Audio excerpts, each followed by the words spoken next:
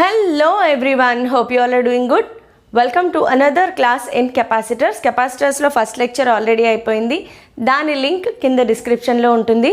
So ఈ రోజు క్లాస్లో కెపాసిటర్స్ ప్యారలల్ ప్లేట్ కెపాసిటర్ చదువుదాం.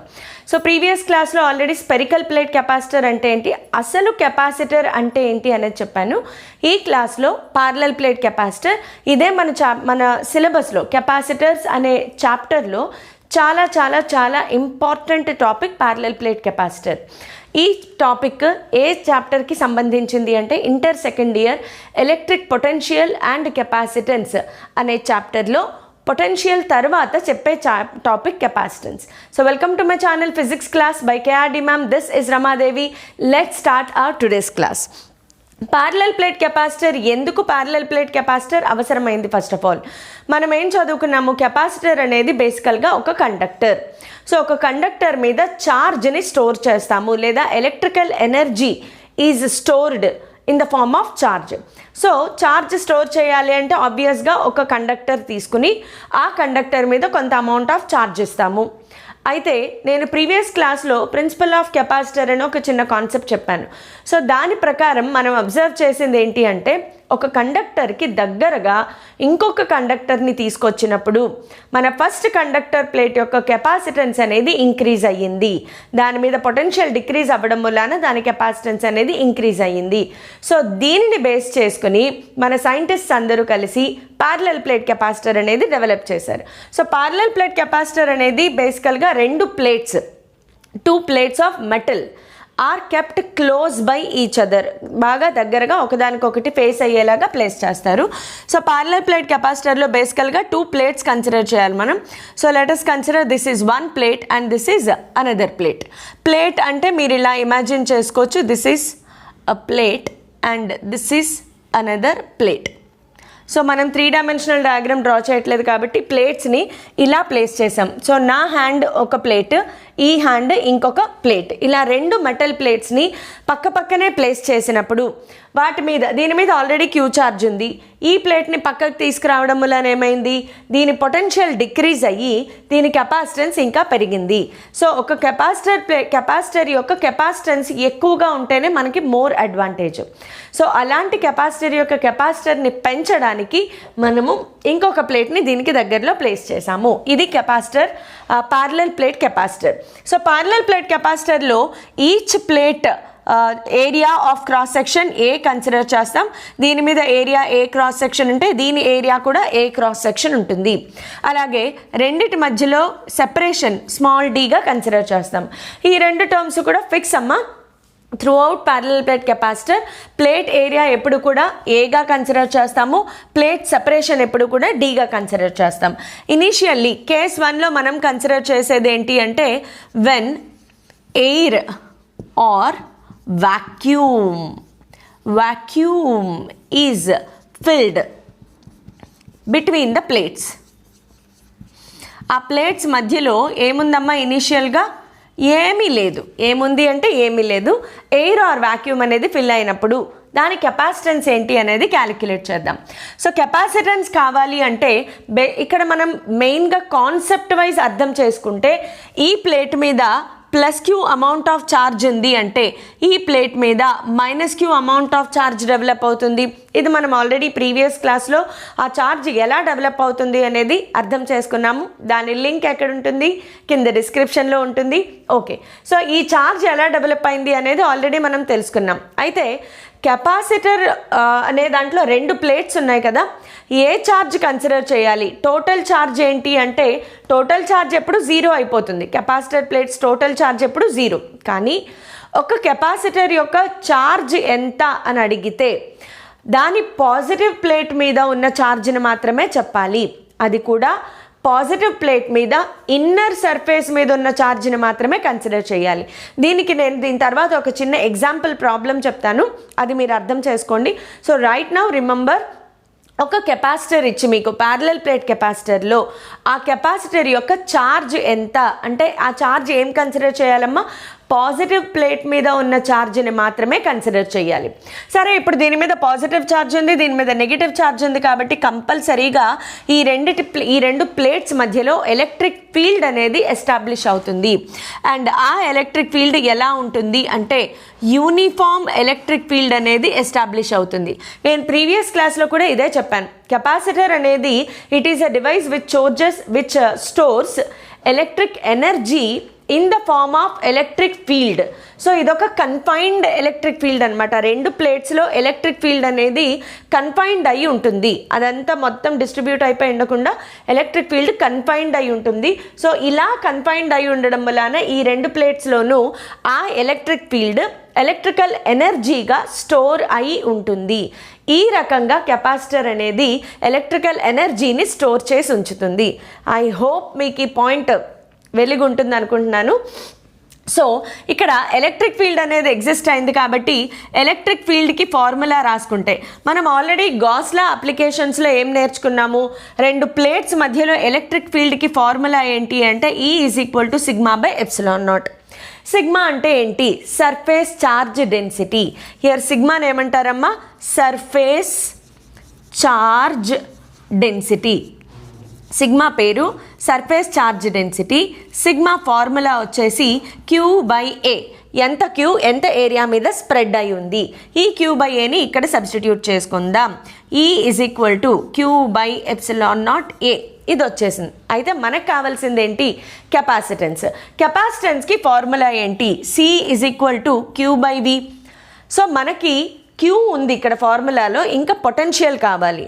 సో పొటెన్షియల్ ఎక్కడి నుంచి వస్తుంది అంటే we already learned in first chapter relation between electric field and potential. Electric ఫీల్డ్కి పొటెన్షియల్కి రిలేషన్ ఏంటి అంటే E = V/D. ఎలక్ట్రిక్ ఫీల్డ్కి పొటెన్షియల్కి రిలేషన్. D అనేది separation between the plates. So E = V/D is already known formula. So E = V/D = Q/ε0A. మనకు కావాల్సింది Q/V. So Q/V rearrange చేస్తే మనకు వచ్చింది Q/V = ε0A/D. సో దీని నుంచి మనం కంక్లూడ్ చేసింది దేర్ఫోర్ Q/V అంటే ఏంటి? C capacitance. C = ε0A/D. బాగా గుర్తుపెట్టుకోవాల్సిన most important formula C = ε0A/D. ε0 అంటే ఏంటి? అబ్సల్యూట్ పర్మిటివిటీ లేదా పర్మిటివిటీ ఆఫ్ ఫ్రీ స్పేస్. దీని వాల్యూ కూడా మనం ఆల్రెడీ ఫస్ట్ చాప్టర్లో నేర్చుకున్నాము. So C = ε0A/D. ε0 permittivity of free space, A area of cross section of plate area, D separation between the plates. స్వాహా. ఇది మీకు అర్థమైంది అనుకుంటున్నాను. సో ఇక్కడ C అంటే ఏంటి? Capacitance of parallel plate capacitor when they are separated in vacuum or air. ఈ రెండు ప్లేట్స్ మధ్యలో ఎయిర్ ఆర్ వాక్యూమ్ ఫిల్ చేసినప్పుడు. ఇక్కడ ఈ ఫార్ములా చాలా ఇంపార్టెంట్. అండ్ దీని నుంచి మనం కళ్ళు తెరుచుకునే ఒక మాట ఏంటి అంటే ఇక్కడ చూడండి, ఫార్ములాలో ఎక్కడ ఛార్జ్ కానీ పొటెన్షియల్ కానీ లేదు. ఫార్ములాలో ఎక్కడ ఛార్జ్ పొటెన్షియల్ లేదు అంటే the capacitance of a parallel plate capacitor will not depend on how much charge present on it or what is it's potential. మరి దేని మీద డిపెండ్ అవుతుంది? Size of the capacitor, capacitor plate area మీద, అలాగే capacitor plates మధ్యలో ఉండే separation మీద depend అవుతుంది. కెపాసిటర్ ప్లేట్స్ని దగ్గరగా తీసుకొస్తే ప్లేట్ ఏరియా కాన్స్టెంట్గా ఉంది. కెపాసిటర్ ప్లేట్స్ని దగ్గరగా తీసుకొస్తే D decreasing capacity increases. Capacitor ప్లేట్స్ని దూరంగా జరిపితే D increases, capacity decreases. So అలాగే ఏరియాకి డైరెక్ట్లీ ప్రపోర్షనల్. ఇది most important conclusion in case of parallel plate capacitor. అయితే ఇదే ప్యారలల్ ప్లేట్ కెపాసిటర్లో ఇది కేస్ 1 అనుకుందాం. కేస్ 1 ఏంటమ్మా? When air or vacuum is filled between the plates. అలా కాకుండా కేస్ 2లో ఏంటి అంటే if some dielectric medium is placed between the plates. ఆ ప్లేట్స్ మధ్యలో ఏదైనా ఒక డైఎలక్ట్రిక్ మీడియంని ఫిల్ చేసేసారు. ఈ రెండు కెపాసిటర్ ప్లేట్స్, ఈ రెండిటి మధ్యలో ఒక డైఎలక్ట్రిక్ మీడియంని ప్లేస్ చేశారు. డైఎలక్ట్రిక్ మీడియం అనగానే దానికి ఒక డైఎలక్ట్రిక్ కాన్స్టెంట్ ఉంటుంది, ఇది కే. ఈ డైఎలక్ట్రిక్ మీడియం గురించి మనము కెపాసిటర్స్ బిగినింగ్లో ఆల్రెడీ డిస్కస్ చేసుకున్నాము. అయితే నేను డైఎలక్ట్రిక్స్ గురించి పొటెన్షియల్ మీద వీడియోస్ చేసినప్పుడు మళ్ళీ ఒకసారి మీకు డైఎలక్ట్రిక్స్ మీద ఒక వీడియో చేస్తాను. సో డైఎలక్ట్రిక్ మీడియంకి ఒక కాన్స్టెంట్ ఉంటుంది, దానిని మనం డైఎలక్ట్రిక్ కాన్స్టెంట్ కే అంటాం. ఈ రెండు ఏంటయ్యా అంటే కెపాసిటర్ ప్లేట్స్. ఇదొక కెపాసిటర్ ప్లేట్, ఇదొక కెపాసిటర్ ప్లేట్, మళ్ళీ plate area A and plate separation D. అయితే ఇక్కడ డైఎలక్ట్రిక్ మీడియంని కెపాసిటర్ ప్లేట్స్ మధ్యలో కంప్లీట్గా ఫిల్ చేసేసామన్నమాట. ఇప్పుడు దీని కెపాసిటెన్స్కి ఫార్ములా ఏంటి? కెపాసిటెన్స్కి ఫార్ములా ఏంటి అంటే సి డాష్ అని రాద్దాము. ఇక్కడ ఎప్సిలాన్ నాట్ వచ్చింది కదా, ఎప్సిలాన్ నాట్ అంటే ఏంటమ్మా? Permittivity of free space. Air or vacuum ఉన్నప్పుడు ఎప్సిలాన్ నాట్ వాడతాము. మరి ఎయిర్ ఆర్ వాక్యూమ్ కాకుండా వేరే ఏదైనా మెటీరియల్ని పెట్టాం, ఈ రెండు ప్లేట్స్ మధ్యలో గ్లాస్ స్లాబ్ని పెట్టేసాం అనుకోండి, లేదా ఈ రెండు ప్లేట్స్ మధ్యలో ఒక ఐరన్ స్లాబ్, కాపర్ స్లాబ్, ఇలా ఏదైనా వేరే మెటీరియల్ని ఫిల్ చేసేసాం. అలా ఫిల్ చేసినప్పుడు ఎప్సిలాన్ నాట్ ప్లేస్లో వచ్చేది ఏంటి అంటే epsilon naught A by D. Epsilon నాట్కి ఎప్సిలాన్కి డిఫరెన్స్ ఉంది.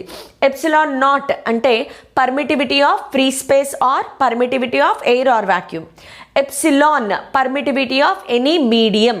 అయితే వీ నో దాట్ మనం ప్రీవియస్ చాప్టర్లో నేర్చుకున్నది ఏంటి అంటే K is equal to epsilon by epsilon naught, the relation between permittivity of any medium to the permittivity of free space. ఈ రెండిటి రేషియోని డైఎలక్ట్రిక్ కాన్స్టెంట్ అంటారు. Here K is called dielectric constant. కేనేమంటారమ్మా? Dielectric constant. K is called dielectric constant. K value మెటీరియల్ని బట్టి మారిపోతుంది, material మారిపోతే కే value మారిపోతుంది. సో మరి ఇప్పుడు ఎప్సిలాన్ అనేది స్టాండర్డ్ వాల్యూ కాదు, అదే ఎప్సిలాన్ నాట్ అయితే స్టాండర్డ్ వాల్యూ. దాని వాల్యూ మనకు ఆల్రెడీ తెలుసు. ఎప్సిలాన్ నాట్ వాల్యూ ఎంతమ్మా అంటే 8.85 ఇంటూ 10⁻⁻12. ఎప్సిలాన్ నాట్కి వాల్యూ ఆల్రెడీ డిసైడెడ్. మనకి ఎప్సిలాన్ నాట్ వాల్యూ ఎంత అంటే 8.85 into 10⁻⁻12 newton coulomb square per metre square, sorry newton metre square per coulomb square. ఈ value standard value, but epsilon value అనేది standard కాదు. మరి ప్రాబ్లమ్స్ చేసేటప్పుడు ఎప్సిలాన్ వాల్యూ ఇవ్వకపోతే మనం గుర్తుపెట్టుకోలేం. అన్ని మెటీరియల్స్ ఎప్సిలాన్ వాల్యూ అనేది మనం గుర్తుపెట్టుకోలేం. సో మనం ఏం చేస్తామంటే తెలియని వాటిని ఎప్పుడు ఏం చేయాలి, తెలిసిన వాటిలోకి కన్వర్ట్ చేసుకోవాలి. Very very simple. సో ఎప్సిలాన్ని ఎప్సిలాన్ నాట్లోకి కన్వర్ట్ చేస్తాం. అది ఎలా? సింపుల్, ట్రాన్స్పోజ్ చేయండి. Epsilon is equal to K into epsilon naught. దీన్ని తీసుకొచ్చి ఇక్కడ సబ్స్టిట్యూట్ చేయండి.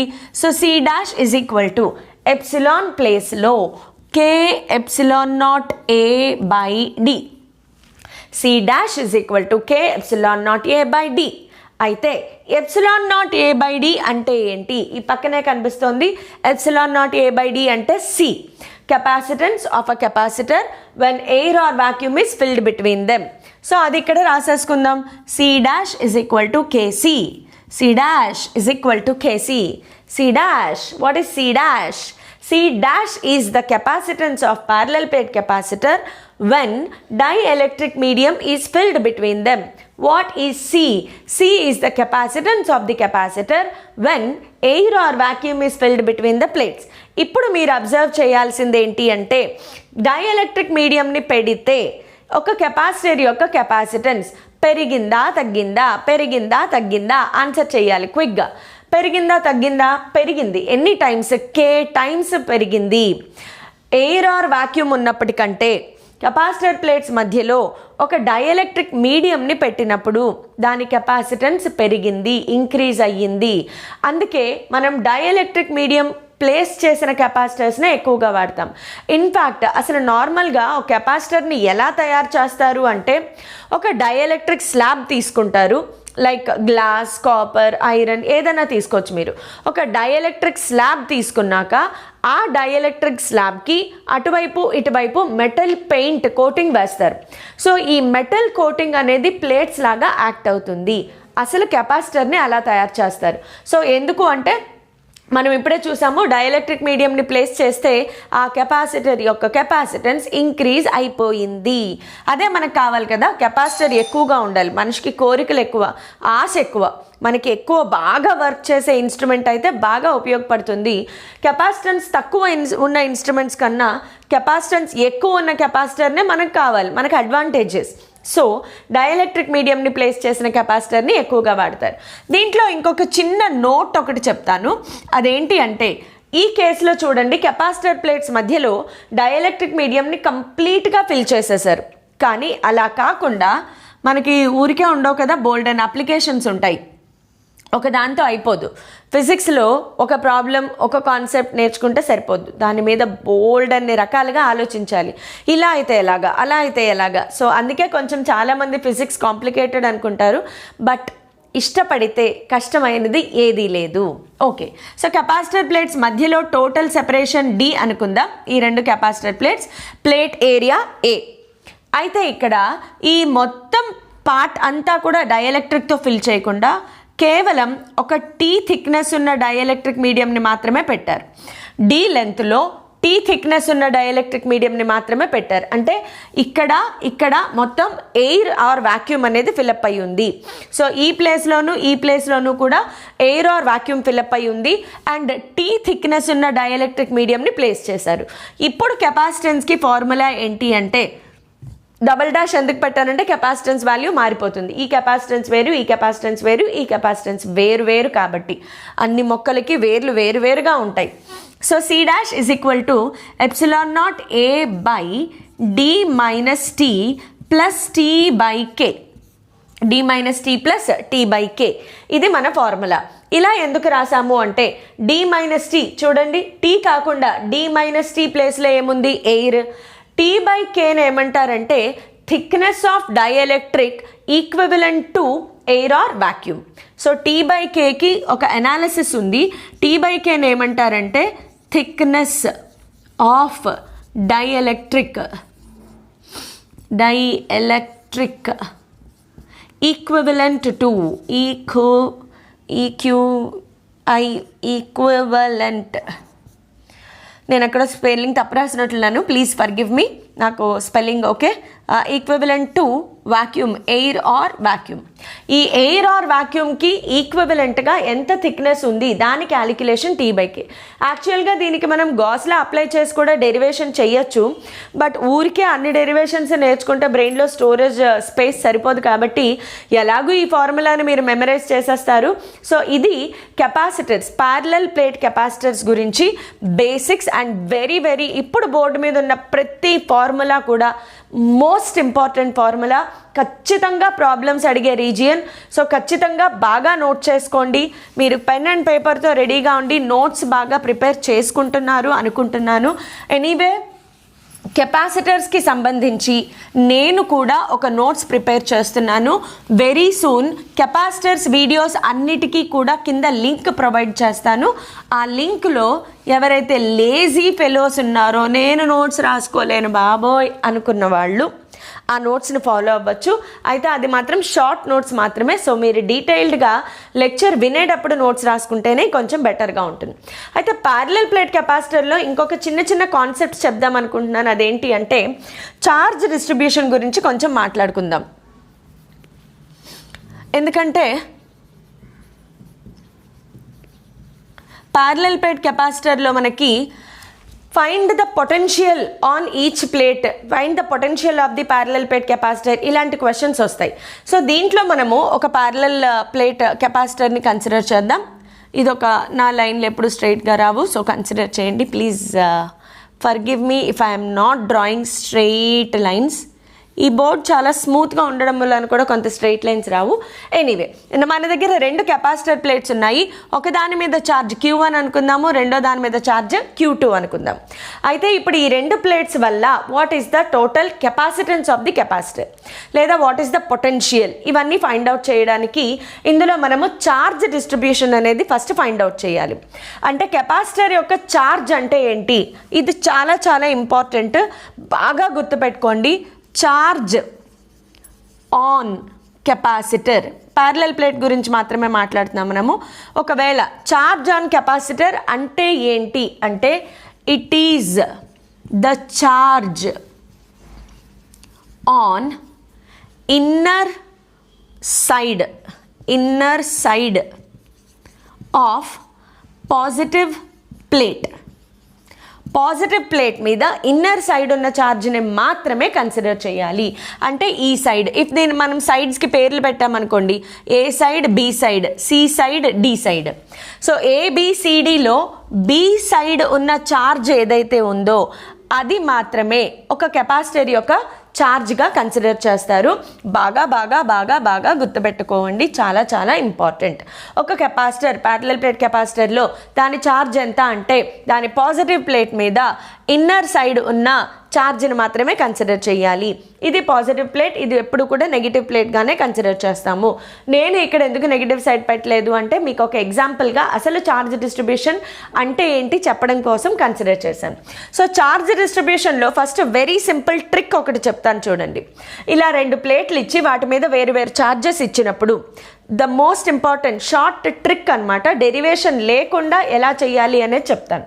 Q1 Q2 ఛార్జెస్ ఉన్నాయి కదా, ఏ సైడ్ డి సైడ్ అంటే మోస్ట్ ఎక్స్ట్రీమ్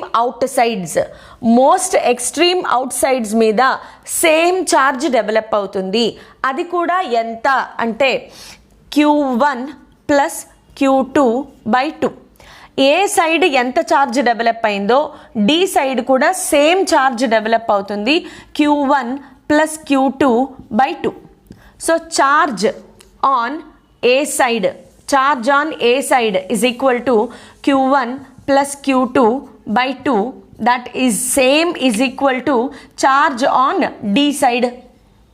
సో బాగా గుర్తుపెట్టుకోండి, 2 కెపాసిటర్ ప్లేట్స్ ఇచ్చినప్పుడు వాటి most extreme outside charges are same. ఆ ఛార్జెస్ని ఎలా కనుక్కోవాలి అంటే ఈ 2 ఛార్జెస్ని యాడ్ చేసి /2 చేస్తే వచ్చేదే మనకి most extreme outside charge వస్తుంది. Next coming to BC. ఇప్పుడు ఛార్జ్ ఆన్ బి కావాలి, నాకు బి సైడ్ ఛార్జ్ కావాలి. ఈ ప్లేట్ మీద టోటల్ ఛార్జ్ Q1, దానిలో ఈ సైడ్ Q1 ప్లస్ Q2/2 వచ్చేసింది. ఇంకా మిగతాదే కదా బి వైపు వచ్చేది. సో బి సైడ్ ఛార్జ్ని ఎలా రాయొచ్చు? Q1 minus of Q1 plus Q2/2. Q1లో నుంచి ఇటు సైడ్ ఛార్జ్ తీసేస్తే మిగిలేదే కదా మనకి బి సైడ్ వచ్చేది. సో ఇదెంత వస్తుంది మనకి? 2Q1 minus Q1. So Q1 minus Q2/2. B side charge వచ్చేసింది. మరి ఛార్జ్ ఆన్ సి సైడ్ ఎలా వస్తుంది అంటే ఈ 2 ప్లేట్స్ పక్క పక్కనే ఉండడం వలన బి సైడ్ ఉన్న ఛార్జ్ వల్ల సి సైడ్ ఛార్జ్ ఇండ్యూస్ అవుతుంది. ఎప్పుడు కూడా 2 మెటల్స్ని దగ్గర పెట్టినప్పుడు ఒక మెటల్ వల్ల రెండో మెటల్లో ఛార్జ్ ఏమవుతుందమ్మా? ఇండ్యూస్ అవుతుంది. సో ఛార్జ్ బి వల్ల ఛార్జ్ సి మీద, ద సైడ్ సి మీద ఛార్జ్ అనేది ఇండ్యూస్ అవుతుంది. ఎలా ఇండ్యూస్ అవుతుంది? ఇక్కడ పాజిటివ్ ఉంటే అంతే అమౌంట్ నెగిటివ్ ఇక్కడ ఇండ్యూస్ అవుతుంది. ఫర్ ఎగ్జాంపుల్ చూడండి, ఇక్కడ +3 కూలంబ్ ఇండ్యూస్ ఉంది ఛార్జ్ అనుకుందాం. అప్పుడు సి సైడ్ ఏమవుతుందమ్మా? -3 కూలంబ్ ఇండ్యూస్ అవుతుంది. ఇది ఆల్రెడీ మనం ప్రీవియస్ క్లాసెస్లో డిస్కస్ చేసుకున్నాం. సో సేమ్ వే QC మీద ఎంత ఛార్జ్ ఉంటుంది అంటే minus charge on QB side, which is nothing but దీనికి మైనస్ సింబల్ పెట్టుకుంటే minus of Q1 minus Q2/2, that is equal to Q2 minus Q1/2. I hope మీకు ఈ method అర్థమైంది అనుకుంటున్నాను. సో ఒక్కసారి మళ్ళీ రివైండ్ చేసైనా ప్లే చేసుకుని చూడండి, చాలా సింపుల్గానే ఛార్జ్ వచ్చేస్తుంది మీకు. ఇప్పుడు to find potential of this given parallel plate capacitor. ఒకవేళ పొటెన్షియల్ ఫైండ్ అవుట్ చేయండి అన్నారు, పొటెన్షియల్ ఆఫ్ కెపాసిటర్, మనకి ఇచ్చిన కెపాసిటర్ యొక్క పొటెన్షియల్ని ఫైండ్ అవుట్ చేయాలి. పొటెన్షియల్కి ఫార్ములా ఏంటి? పొటెన్షియల్కి ఫార్ములా 1/4πε0 Q/R. ఇది పొటెన్షియల్కి ఫార్ములా. ఈ 2 ప్లేట్స్ మధ్యలో డిస్టెన్స్ R అనుకుందాం. The separation between the plates is R. అయితే ఇప్పుడు Q అంటే ఏంటి? Q is nothing but the charge on the capacitor. అయితే ఇప్పుడు ఇక్కడ ఏం చెప్పుకున్నాము? ఛార్జ్ ఆన్ ద కెపాసిటర్ అంటే it is the charge on the inner side of the positive plate. అంటే ఇక్కడ Q ప్లేస్లో ఎంత రాసుకోవాలి మనము అంటే క్యూ ఆన్ బి సైడ్ మాత్రమే రాయాలి. ఇది కండిషన్ అనమాట. So Q on B side రాస్తే మనకి క్యూబి ఎంత వచ్చిందమ్మా మనకి? QB is Q1 - Q2 by 2.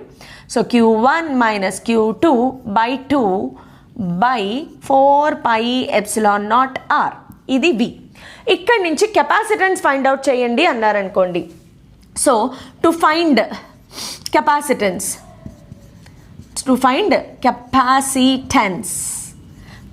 Capacitance, so capacitance find out చేయాలి అంటే C = ε0A/d ఒక ఫార్ములా. బట్ ఇక్కడ ε0A/d కన్నా మనం వాడేది ఏంటి అంటే C = Q/V వాడుకోవచ్చు.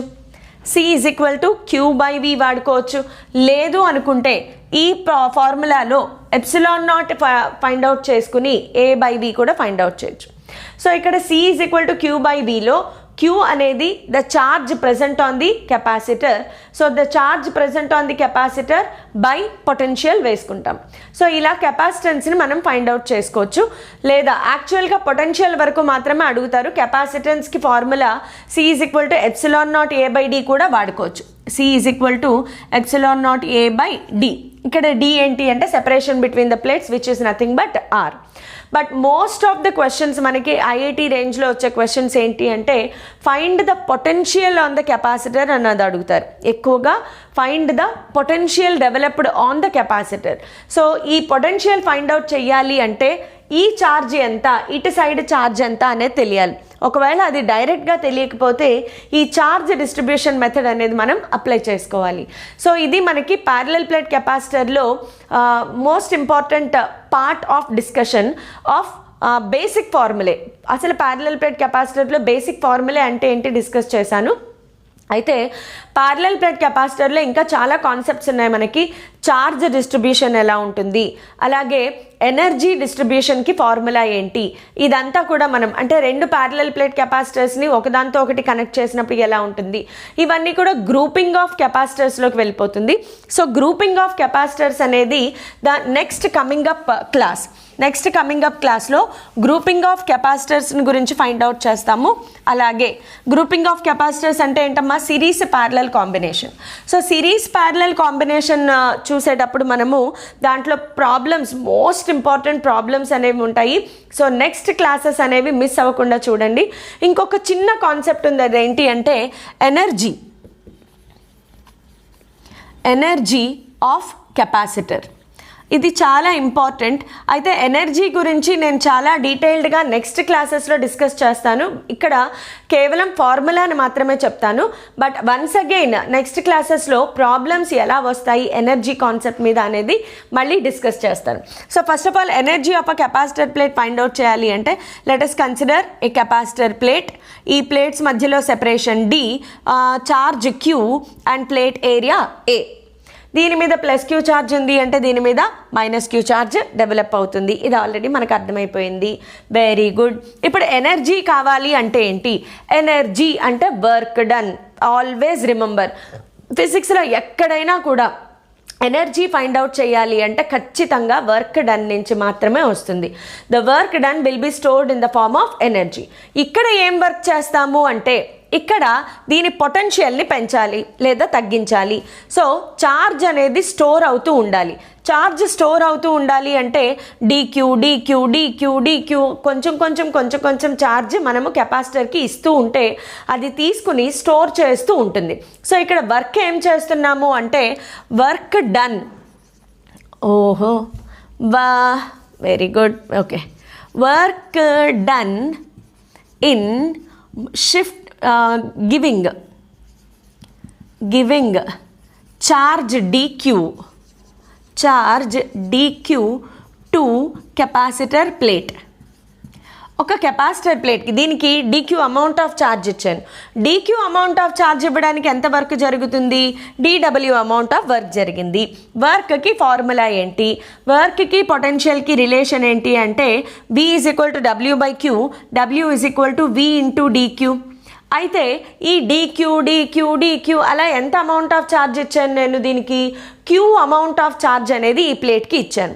ఇనీషియల్గా సింగిల్ కండక్టర్ని తీసుకుంటే దాని మీద ఛార్జ్ ఉంటుంది. కానీ టోటల్ ఛార్జ్ అనేది జీరో, బికాజ్ ఎన్ని పాజిటివ్స్ ఉంటాయో అన్ని నెగిటివ్స్ ఉంటాయి కాబట్టి టోటల్ ఛార్జ్ జీరో అయిపోతుంది. బట్ ఎప్పుడైతే ఈ రెండింటిని ఇలా పెట్టి దీనికి కొంత ఛార్జ్ ఇచ్చాను, ఆల్రెడీ లెక్చర్ 1లో చెప్పాను నేను, ఒక కెపాసిటర్ని తయారు చేయడం అంటే దానికి కొంత ఛార్జ్ ఇచ్చి, ఒక కండక్టర్ని కెపాసిటర్గా ఎలా మారుస్తాము, దానికి కొంత ఛార్జ్ ఇచ్చి, సో క్యూ అమౌంట్ ఆఫ్ ఛార్జ్ని ఈ కెపాసిటర్ ప్లేట్కి ఇచ్చాను. ఆ క్యూ అమౌంట్ ఎలా ఇచ్చాను, DQ DQ DQ DQ DQ DQ DQ amount of charge ఇవ్వడం వలన అది మొత్తం టోటల్ ఛార్జ్ క్యూ అయింది. సో ఇప్పుడు మొత్తం ఛార్జ్ కావాలి, టోటల్ ఛార్జ్ ఇవ్వడానికి చేసిన వర్క్ ఏంటి అంటే total work done. So total work done కావాలి అంటే we need to integrate on both sides. Integrate చేసినప్పుడు టోటల్ ఎంత ఛార్జ్ ఇచ్చాము, 0 నుంచి క్యాపిటల్ క్యూ వరకు దీని ఛార్జ్ని పెంచాము. ఇనిషియల్గా 0 ఛార్జ్, క్యూ వరకు దీని ఛార్జ్ని పెంచాం. Integration DW formula W integration VDQ. అయితే ఇక్కడ V ప్లేస్లో పొటెన్షియల్ ఫార్ములా రాసుకుందాం. పొటెన్షియల్ ఫార్ములా ఏంటమ్మా, Q/4πε0 D అంటే సెపరేషన్ D కాబట్టి D రాసుకుందాం, లేదా R కూడా రాసుకోవచ్చు. Q/4πε0 R into DQ integration 0 to Q. Okay, అయితే 4πε0R అనేది మనకు ఆల్రెడీ కెపాసిటెన్స్కి ఫార్ములా అని తెలుసు. లేదు, యాక్చువల్గా నేను ఇది చాలా సింపుల్గా చెప్తున్నాను. 4πε0R అనేది కెపాసిటెన్స్ అనేది తెలీదు అనుకుంటే C=Q/V నుంచి కూడా మనం ఫార్ములాని రప్పించవచ్చు.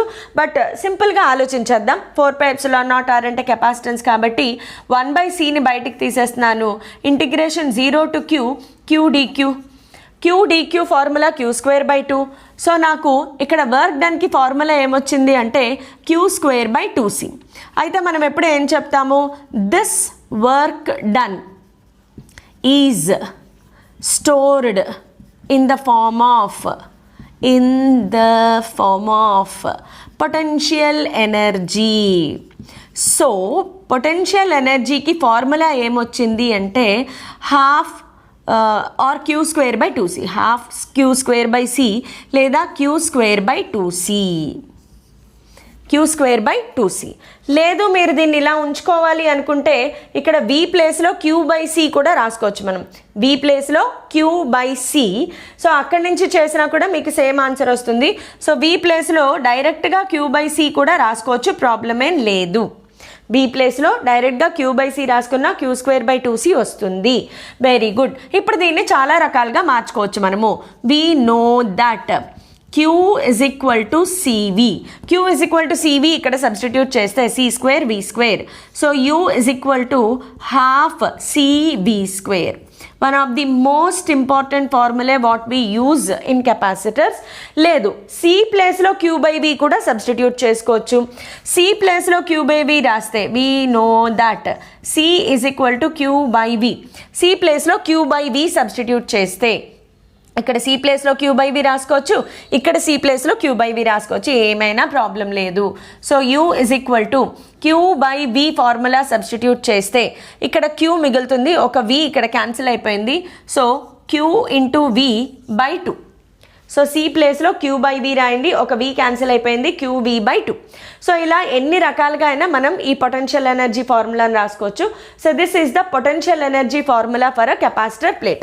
అయితే దీంట్లో ఇంకొక చిన్న కాన్సెప్ట్ ఉంది, త్వరగానే అవగొట్టేస్తాను, కంగారు పడకండి. ఎనర్జీ డెన్సిటీ అని అడుగుతారు ఒక్కొక్కసారి మనకి ఫార్ములాలో.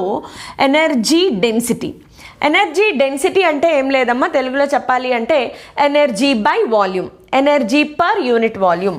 So energy per unit volume కావాలి. ఎనర్జీ డెన్సిటీ అంటే సింపుల్గా energy by volume, energy per unit వాల్యూమ్ని ఎనర్జీ డెన్సిటీ అంటారు. So energy per unit volume కావాలి అంటే ఏ ఫార్ములా అయినా సెలెక్ట్ చేసుకొని ప్రాబ్లం లేదు. బాగా ఈజీగా ఉండి రెగ్యులర్గా వాడేది ఏంటి మనము అంటే ½ CV². సో ఈ ఫార్ములాని నేను సెలెక్ట్ చేసుకున్నాను. ఆల్రెడీ ఎనర్జీ ఉంది, ఇంకా బై వాల్యూమ్ రావాలి నాకు. సో బై వాల్యూమ్ రావడానికి చిన్న చిన్న అరేంజ్మెంట్స్ చేద్దాము. C ప్లేస్లో ε0A/D ఇది మనకు ఆల్రెడీ తెలుసు, ఇంటూ V². వాల్యూమ్ అంటే ఎలా రాసుకోవచ్చు అంటే ఏరియా ఇంటూ లెంత్గా రాసుకోవచ్చు కాబట్టి multiply and divide with D on both sides. ½ ε0A/D/D² into V². Multiply and divide with D. అలా చేసినప్పుడు ఏమైంది, area into length, area into length అంటే ఏమైందమ్మా మనకి వాల్యూమ్. సో ఇక్కడ మిగిలింది half area into length volume అయిపోయింది కాబట్టి epsilon naught v square by d square into volume. A into D, area into length is always volume. So ఇది energy. ఈ వాల్యూమ్ని ఇటువైపు తీసుకొచ్చేయండి. Energy by volume, energy by volume is equal to half epsilon not V square by D స్క్వేర్ని ఎలా రాయొచ్చు అంటే we know that E is equal to V by D. We know that E is equal to V by D. So V square by D square ante E square. So energy density of a, energy density of a parallel plate capacitor half epsilon naught E square. యాక్చువల్గా ఒక కండక్టర్కి కూడా energy density ఇదే formula వస్తుంది. One of the most important conclusions, energy density అడిగితే energy by volume. So next క్లాస్లో మనము ఇది అంతా ప్యారలల్ ప్లేట్ కెపాసిటర్కి సంబంధించిన ఫార్ములా నేర్చుకున్నాము. సో నెక్స్ట్ క్లాస్లో ఏంటంటే కాంబినేషన్ ఆఫ్ కెపాసిటర్స్ అంటే సిరీస్ ప్యారలల్ కాంబినేషన్ గురించి